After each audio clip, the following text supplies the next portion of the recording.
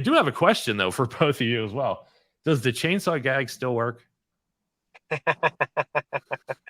I know my opinion might be different. I call the chainsaw gag. It works, but I call it a cheap scare, right?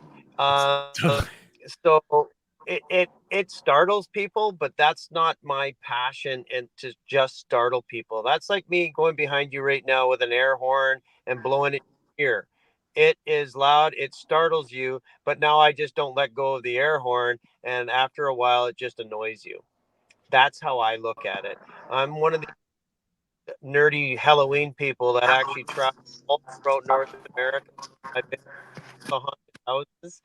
So I feel I know what kind of works and doesn't work. It definitely scares certain people, and some people just like to run. Yeah. Some people don't. Some people don't care about a story in that sense. And I does it work? Yeah, but I like that. Get in deep into that story. More you know about that story, the creepier it gets, and the more visual you have. I look at that as you're looking around at all the detail, and that just allows you to be scared that much easier. It's kind of like that you're looking around now, your throat's open for that monster to get you because surroundings you're too busy looking at all that detail. Yeah. Alexander, thoughts Well, on it or? yeah, I think the chainsaw is a concept. Like, I mean, it works as a scare in the sense, like Ken said, it's a shocking noise at a very high speed coming at you. Of course, it's going to scare you. But I think what is really also cool is when people can take the premise of what a chainsaw is and put some world building on it. Maybe instead of an actual chainsaw in a factory, you can make a scream machine device that as they pull a trigger, it lets loose like 1,000 screams, like almost like it's draining fear from them. Like you can make the chainsaw gag work for you, but I would definitely say that, yeah, we try to avoid that as much as possible and try to put a new face on an old scare.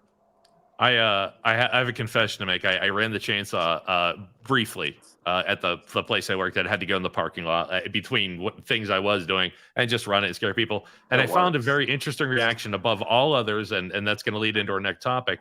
The reaction that this one person had, a young female, was to run at me and try to claw my hockey mask off my face. So I got injured in the whole thing. So like I'm always curious. Like, do people still like? This was 89, and people even then should have been used to the chainsaw thing. So I was just curious if it was still going on, people still did it, or if it was even on your level of like, we try to go for something else. We try to enlighten that. So what I would like to know, what are some of the best reactions or best feedback you've received in your entire career of doing this?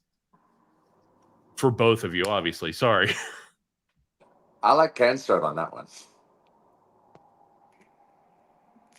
Sorry, I missed that last part. It went on the reception went. What in your career of doing this? What are some of the best reactions you have gotten from your customers or your friends, even?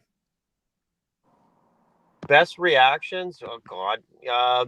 Well, Ones that stick out. I've literally seen a grown person wet themselves, like soft, from dry pants to not dry pants. That shocked me because you always hear about people going, "Oh my God, I peed myself," but this person was the whole bladder just went. Gone. Yeah, you got to get home that night feeling like you did your job. You did a really good. I did everything I set out to do tonight. I would. Yeah. It's actually really neat when you get with all the actors and everybody chats about that excitement of who they scared. Sometimes that big bouncer like kind of person, and they grab their partner who's this tiny little thing and they use them as a shield. Everybody's response is so different, and the passion of excitement afterwards because they love it. It's it's a neat experience, and it's I don't know how to say it. I love the reaction. I love the people that do a really good job at acting, and it's a family. Yeah, I felt that even in the 2 seasons I worked. Alexander, what are some of your favorite reactions you've witnessed or caused?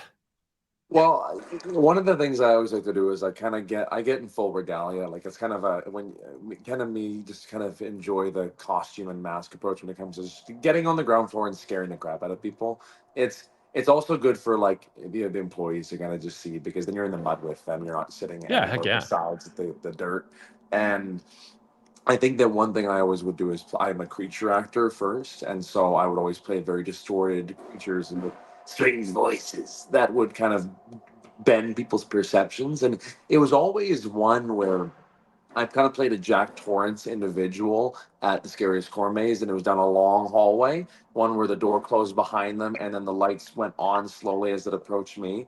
And then I just forgot my lines. It was I wrote it, but I forgot it. So I just repeated the Jack Torrance monologue from The Shining, like "I'm not gonna hurt you," as I'm walking down the hallway towards somebody, and this group of four just like froze, and it wasn't a scream, which was kind of shocking, but it was this paralytic fear where they were just shocked and frozen. That as I got closer, you could see their eyes getting wider and they haven't blinked once.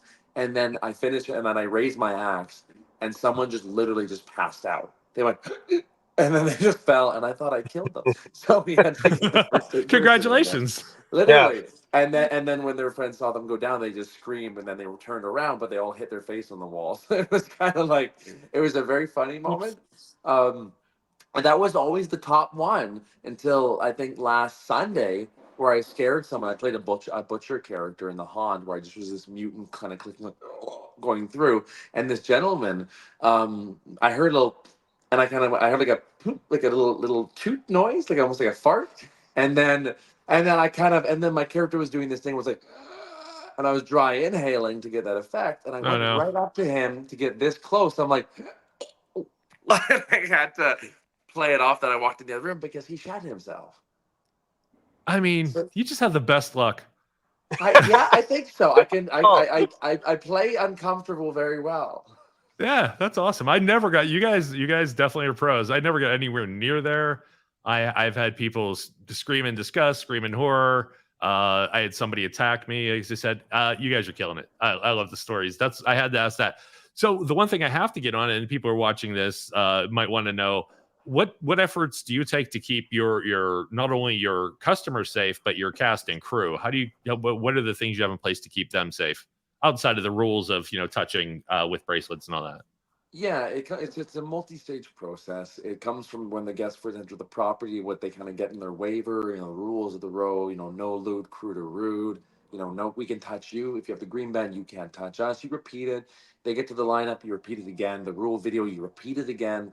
And then we have a strong support staff and security company who all have a very discreet and efficient code system, like, code red, code blue. This one's fire, this one's panic attack, this one's aggressive person, this one's intoxicated. And we designed a haunt to have a really strong fire lane and internal passageway system throughout every Oh, scene. nice.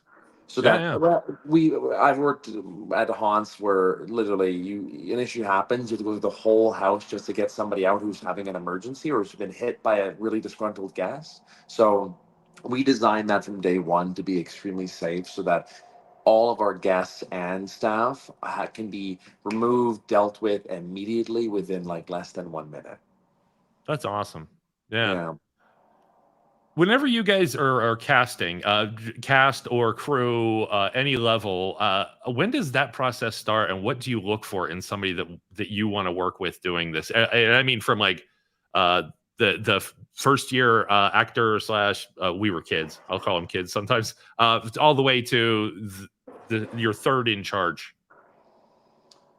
A lot of our core team members were very fortunate to have worked with us for several years, and Ken can probably comment on this as well. But it just, you kind of keep a good crew, and they just stick with you, which is nice. And then they're the kind of the go-tos every year. Towards casting, though, it's a lot of haunts try to cast later in the process because drop-off rates. People like the idea of the job, but then it drops off. One thing we're very fortunate about is because our company values and just how we handle things and how positive of an environment that we build, we actually try to cast earlier in the summer, like I would say almost spring, and just kind of keep people engaged because a lot of businesses they just want to a lot of haunts will hire very last minute, and then because they don't want to have that community engaging, like and do the barbecues, do the movie nights. That's where we like to differ a little bit. So we try to cast a little bit further out so we can really get people sold on the story, their characters, their costumes, and so on and like that. That's kind of like how we prefer to operate in general. Nice. Ken, anything to add to that, or? I think he nailed every aspect of Nice. I like that it's a full year of planning. It sounds like as soon as you're done, you start thinking about next year. You start, what can we do? What can we do better? Level of building it out. Yeah, we sleep in November. We get cooking in December. So it's a full year thing. So Ken, do you still have the big Halloween parties? Do I? No, I don't. That's my partner Lilia. That's what she misses is the big Halloween parties because that's just fun. So but this will be my last year of the home haunted house walkthrough. And then I'm hoping next year we can have a Halloween party and have the whole Dreadworks crew come down there for a celebration. That is awesome. Yeah, we live and breathe it. That's where me and Alexander here are exactly alike. It's 24/7, 365 days a year. You think about it. It really is. If you want a good haunted house that people are going to remember forever, you're thinking about it always. So I think I think about Halloween and the season enough, and I always had the thought or like, hey, maybe someday I could run a decent. Pittsburgh has a couple. I don't want to my area where I'm from. I don't want to put anybody down. We have some decent places to go, but I always want to, like, if I could elevate it and make it bigger, what would I do? And you always have those fantasies. If you've ever worked in a haunted house, what if somebody's working in a haunted house right now and say in 5 years they're thinking about doing one in their area? What is some of the advice you can give them for getting started up? I like the fact that you do charity, and that would be my advice, but what other advice would you give out? Have a business plan.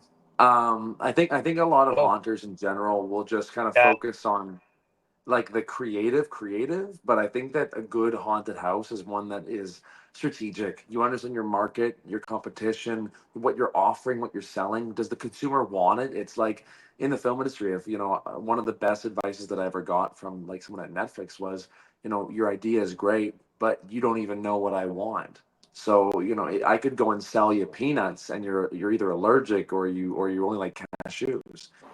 So I think that a good haunter, if you ever want to do one in your area, is understand the people that are there first and what's lacking, and then build your idea, or rather, don't change your idea, but reshape it to better fit that mold, and then allow it to grow organically into your full idea. That's my best advice. Okay, and what would you say? I agree with that 100%. It's a lot tougher and harder than it's on the simple side of it. If you've ever had, pardon me. We started to lose you, and then you came right back. Okay. So it's a lot harder to do. We lost him completely. You will never know. The spirits have claimed him. Hey, speaking of, in the next 2 weeks, while we wait for Ken to come back, hopefully, we have next week we are talking with a an evidence expert to talk about the Las Vegas incident of 2023, and then the week after, we have our old friend Bill Slevin, Ghost Hunter, who will be on the show as well, catch us up what he's been up to the past year. Looking forward to both.